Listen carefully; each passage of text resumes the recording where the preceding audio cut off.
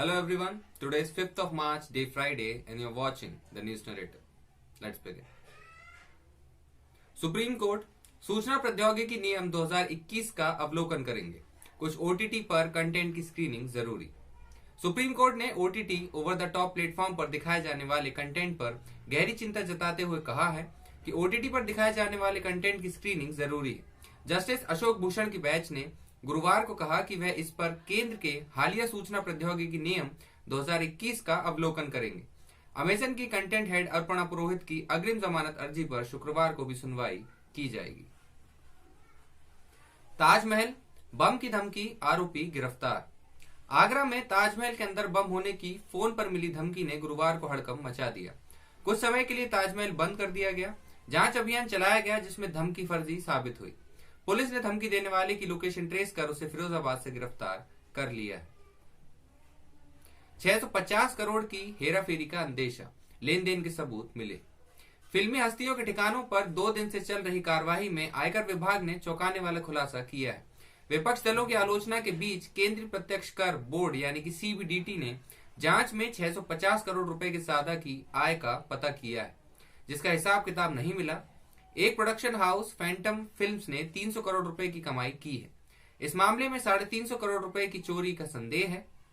आयकर विभाग ने प्रोडक्शन हाउस फैंटम फिल्म्स के साथ ही निर्माता व निदेशक अनुराग कश्यप, विकास बहल, मधु मंटेना और विरमादित्य मोटवानी के अलावा अभिनेत्री तापसी पन्नू के मुंबई, पुणे, दिल्ली और हैदराबाद स्थित 28 ठिकानों पर बुधवार को छापा मारा था।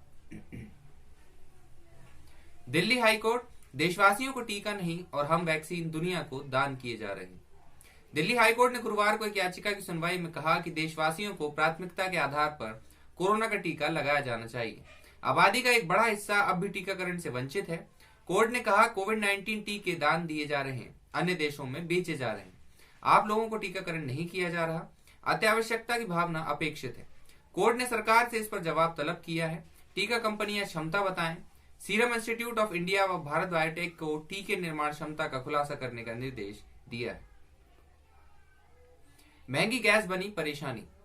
लगातार महंगी होती गैस आमजन की परेशानी बन गई है। घरेलू गैस सिलेंडर महंगा हुआ तो लोग रीफिलिंग नहीं करा रहे।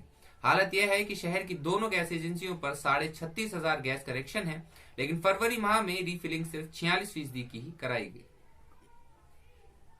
सर्विस सेक्टर में इजाफा, रोजगार अब भी सुस्त। अर्थव्यवस्था में सबसे बड़ी भूमिका निभाने वाला सेवा क्षेत्र में एक साल की सबसे बड़ी तेजी आई है। फरवरी में सेवा क्षेत्र का कारोबारी सूचकांक 55.3 पाया गया, जो जनवरी में 52.8 था। यह लगातार 5वां महीना है जब सेवा क्षेत्र की गतिविधियों में विस्तार हुआ है।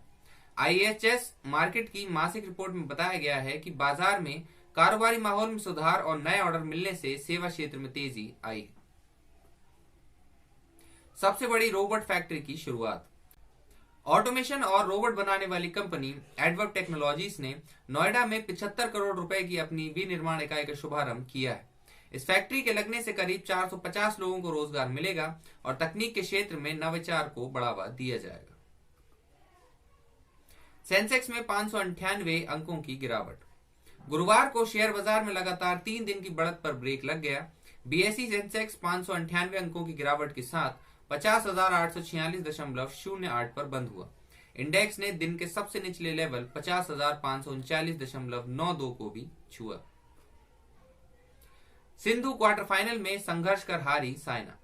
विश्व चैंपियन और दूसरी वरीयता प्राप्त पीवी सिंधु ने यहां जारी Swiss open super 300 badminton tournament के क्वार्टर फाइनल में प्रवेश कर लिया है, जबकि भारत की ही साइना नेहवाल को संघर्षपूर्ण मुकाबले के साथ हार झेलनी पड़ी।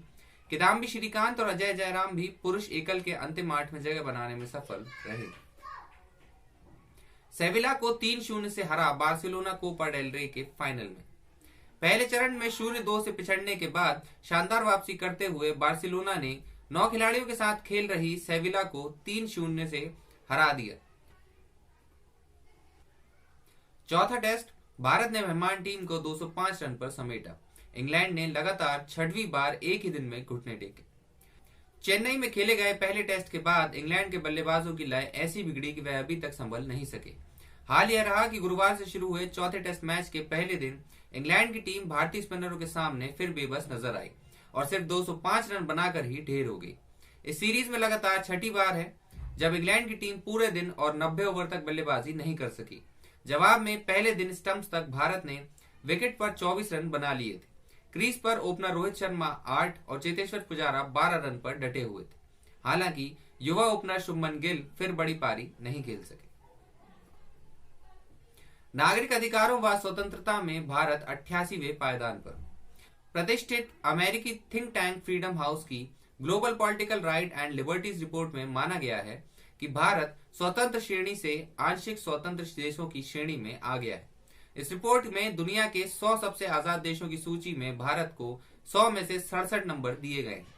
भारत 211 देशों में 83 से 88वें पायदान पर आ गया है। भारत को 2018, 2019 और 2020 के लिए इस रिपोर्ट में स्वतंत्र दर्ज कराया गया था।